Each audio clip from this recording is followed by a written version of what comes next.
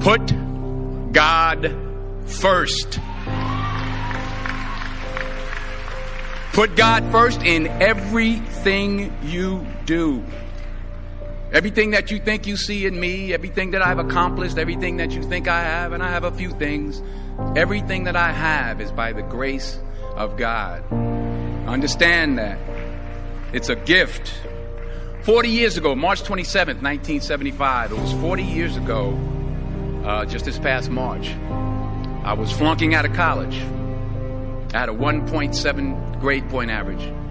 I hope none of you can relate. I had a 1.7 grade point average. I was sitting in my mother's beauty shop. They still call it beauty shops now? What they call it now? Yeah, I'll sit in the beauty parlor. I was sitting in my mother's beauty parlor, and I'm looking in the mirror, and I see behind me this woman under the dryer. And every time I looked up, she was looking at me, just looking me in the eye. And I didn't know who she was, and I said, she said, somebody give me a pen, give me a pencil. I have a prophecy. March 27, 1975. She said, boy, you are going to travel the world and speak to millions of people. Now, mind you, I was flunked out of college. I'm thinking about joining the army. I didn't know what I was going to do, and she's telling me I'm going to travel the world and speak to millions of people. Well, I have traveled the world, and I have spoke to millions of people. But that's not the most important thing, the success that I had. The most important thing is that what she taught me and what she told me that day has stayed with me since. I've been protected. I've been directed. I've been corrected. I've kept God in my life, and it's kept me humble. I didn't always stick with him, but he always stuck with me. So stick with him in everything you do. If you think you want to do what you think I've done, then do what I've done and stick with God. Number 2, fail big. That's right. Fail big. Today's the beginning of the rest of your life, and it can be very frightening. It's a new world out there. It's a mean world out there, and you only live once. So do what you feel passionate about. Take chances professionally.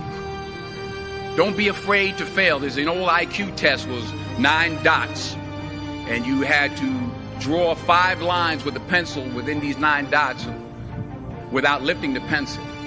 The only way to do it was to go outside the box. So don't be afraid to go outside the box. Don't be afraid to think outside the box. Don't be afraid to fail big, to dream big. But remember, dreams without goals are just dreams, and they ultimately fuel disappointment. So have dreams, but have goals. Life goals, yearly goals, monthly goals, daily goals. I try to give myself a goal every day. Sometimes it's just to not curse somebody out. Simple goals, but have goals. And understand that to achieve these goals, you must apply discipline and consistency. In order to achieve your goals, you must apply discipline, which you have already done, and consistency every day, not just on Tuesday and miss a few days. You have to work at it every day. You have to plan every day. You've heard the saying, we don't plan to fail, we fail to plan. Hard work works. Working really hard is what successful people do.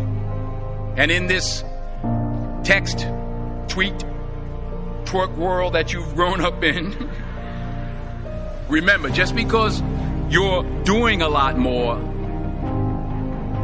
doesn't mean you're getting a lot more done. Remember that. Just because you're doing a lot more doesn't mean you're getting a lot more done. Don't confuse movement with progress. My mother told me, she said, yeah, because you can run in place all the time and never get anywhere. So continue to strive, continue to have goals, continue to progress. Number 3, you'll never see a U-Haul behind a hearse. I'll say it again. You'll never see a U-Haul behind a hearse. I don't care how much money you make, you can't take it with you. The Egyptians tried it.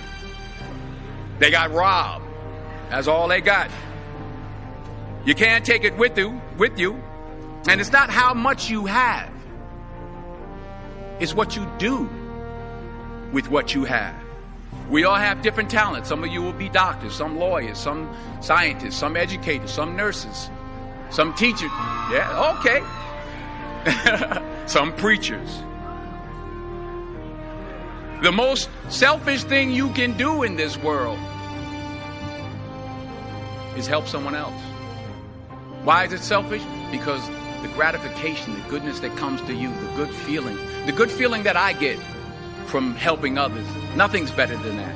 Well, one or two things, but nothing's better than that. Not jewelry, not big house I have, not the cars, but it's the joy. That's where the joy is, in helping others. That's where the success is, in helping others.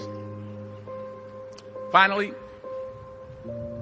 I pray that you put your slippers way under the bed tonight, so that when you wake up in the morning, you have to get on your knees to reach them.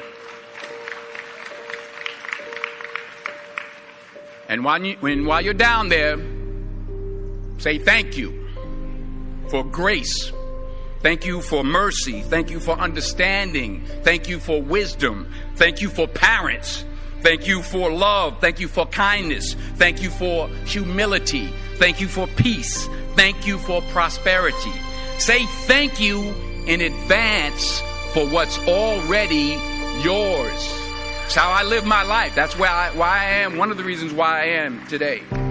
Say thank you in advance for what is already yours. True desire in the heart for anything good is God's proof to you, sent beforehand to indicate that it's yours already. I'll say it again. True desire in the heart, that itch that you have, whatever it is you want to do, that thing that you want to do to help others and to grow and to make money, that desire, that itch, that's God's proof to you, sent beforehand already to indicate that it's yours. And anything you want good, you can have. So claim it. Work hard to get it. When you get it, reach back. Pull someone else up. Each one, teach one. Don't just aspire to make a living. Aspire to make a difference. Thank you.